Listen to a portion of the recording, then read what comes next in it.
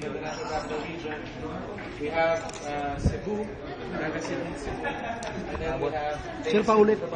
Mapapansin ninyo, green yung iba, pula yung iba. Mike, baba nyo lang. Napakulan nyo lang. Sige. Yung Mike, baba pa konti. Yan.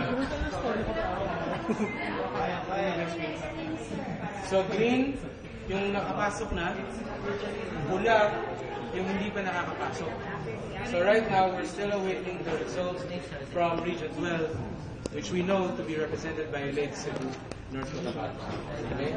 So, as soon as pumasok yung resulta niya, magbe-berte yan. Then you know that the transmission happens. Okay? Inaalam natin kasi right now, alam natin na ang number one, ang Lake Cebu, medyo malayo yan. Pangalawa, wala talagang network coverage doon. No? So, we are still waiting to find out what the cause for the delay is. So, hindi pa tayo worried sa ngayon, but definitely we will find out before the day is out. Yes, sir. Yung proseso naging matagumpay. If you notice, you're testing in 4 different locations, you have no problems at all in 3. Tapos yung delay na nakikita natin, yung wala pang resulta, ay doon pa naganap sa lugar na ini-expect talaga natin na tatagal. Simply because yung lugar, malayo, yung infrastruktura, kulang.